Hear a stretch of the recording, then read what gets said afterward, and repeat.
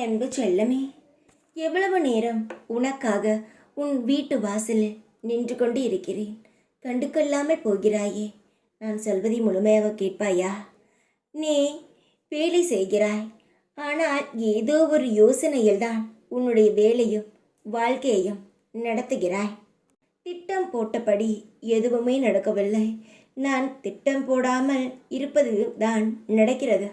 நான் எதைத்தான் யோசிப்பது என்று கவலைப்படுகிறாய்.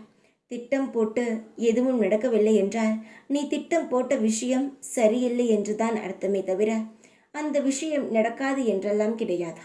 நான் உனக்கு அதைவிட மிக பெரிய திட்டத்தை உன் வாழ்க்கையில் போட்டு வைத்திருக்கிறேன். அதை நல்ல முறையில் உனக்கு அமைத்து தருவேன் என்று நம்ப. நீ யோசித்து கலங்குவதினால் எந்த ஒரு பெரிய மாற்றமும் இருக்காது. உன் மனபாரம் குறையுமே தவிர உனக்கு நீ அழுதால் எல்லாம் மாறிவிடும் என்று நினைக்கிறாயா? இல்லை, உன்னுடைய வாழ்க்கையில் எது நல்லது எது கெட்டது இவை அனைத்தையும் இந்த சாய்தான் பார்த்து செய்து கொண்டு இருக்கிறேன். ஏதோ யோசனையில் தேவையில்லாத முடிவுகளை எதையும் உன் வாழ்க்கையில் நுழைத்த மேலும் மேலும் சங்கடங்களுக்குள் செல்ல வேண்டாம். ஒரு காரியம் நடக்க வேண்டும் என்று என்னிடம் வேண்டினால் அந்த காரியம் நடந்த பிறகுதான் அடுத்த விஷயத்தை பற்றி நீ யோசிக்க வேண்டாம். அது விட்டுவிட்டு இது நடக்கவில்லையா, சரி நாம் அடுத்த காரியங்களுக்கு செல்வோம், அடுத்த செயல்களுக்கு செல்வோம் என்று நகரும் பொழுது இந்த காரியம் உனக்கு அப்படியே நின்று விடுகிறது. என்னுடைய தங்கத்திற்கு நான் சோதனைகளை தந்தால் மிகப்பெரிய சாதனைகளை உருவாக்கப் போகிறேன் என்று அர்த்தமே தவிர கைவிட்டதாக அர்த்தமே கிடையாது. வாழ்க்கையில் எத்தனை வயதானால் என்ன, நீ இந்த உலகத்தில் பிறந்தது நீ வெற்றியை பார்க்கத்தான். அதை மறந்து விடாதே. இந்த உலகத்தில் என்னுடைய குழந்தையாக வைத்திருக்கிறேன் என்றால் நிச்சயமாக உனக்கு நான் ஒரு நல்ல பதிலை தந்து வாழ வைப்பேன் என்ற நம்பிக்கையில்தான். என்னுடைய குழந்தைகள் எப்பொழுதும் சந்தோஷமாக இருப்பார்கள். சில கவலைகள் வரும், ஆனால் அது பாதியிலேயே ஓடிவிடும். சந்தோஷமாக இரு. எதையும் உன் மனதில் ஏற்றிக்கொண்டு கவலைப்படாதே. நாளை பார், மிகப்பெரிய அதிர்ஷ்டம் உன் கையில் வந்து சேரும். இத்தனை நாட்களாக மன உளைச்சலில் இருந்தால் யார் நமக்கு உதவி செய்வார்?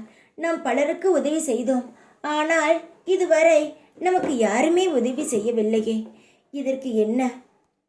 கடவுள் என்ன உதவி செய்யுங்கள், உங்களுக்கு ஏதோ ஒரு ரூபத்தில் உதவி கிடைக்கும் என்றெல்லாம் சொன்னாரே. ஆனால் நமக்கு எந்த ஒரு ஆபத்தான சூழ்நிலையிலும் உதவி கிடைக்கவே இல்லையே என்று கவலைப்படாதே. உனக்கு நானே நேரடியாக வந்து உதவி செய்கிறேன். உன்னுடைய ஒவ்வொரு கவலைகளுக்கும் மன ஆறுதலாக நான் இருக்கிறேன். ஒவ்வொரு வார்த்தையிலும் நீ சந்தோஷத்தை பார்க்கிறாய் நான் பேசும் பொழுது. ஆனால் அதுவே உனக்கு நான் நடத்தியும் தருவேன். உன்னுடைய எண்ணங்கள் அனைத்தும் சீக்கிரத்தில் நிறைவேறும். நீ எப்பொழுதும் நல்ல எண்ணங்களை நினைக்கும் பொழுது கெட்ட எண்ணங்களை நினைக்கவே வேண்டாம். நீ நல்ல எண்ணங்களை எப்படி நினைக்கிறாயோ கெட்ட எண்ணங்களை நினைக்கும் பொழுது அதனுடைய சக்தியானது அதுக்கு போய்விடுகிறது. அதனால் நல்ல எண்ணங்களை மட்டுமே நினைத்துக்கொள், சந்தோஷப்படு. வாழ்க்கையில் எல்லாம் மாறிவிடும், சாதித்து விடுவோம் என்ற மன உறுதியாக இரு. நீ எதிர்பார்த்த இடத்திலிருந்து உனக்கு நிச்சயமாகவே உனக்கான செய்தி வரும். உனக்கான உதவியும் நீ பெறுவாய். வாழ்க்கையில் எப்பொழுதும் சோகமாக இருக்காதே, எனக்கு அது பிடிக்காது. சந்தோஷமாக இரு. மாறும் என்ற நம்பிக்கையில் ஒவ்வொரு நாளும் நகர்த்தி கொண்டே இரு. நிச்சயமாக உனக்கான நாள் நாளையாக இருக்கும். நீ எதை எடுத்தாலும் உடனே நடக்க வேண்டும் என்று நினைக்க வேண்டாம். படிப்படியாக நடக்கும். உன் வாழ்க்கையில் முன்னாடி இருந்தது போல் இப்பொழுது இருக்கிறதா? ஏதோ ஒரு சிறு மாற்றத்தை நீ உணர்ந்திருப்பாய்.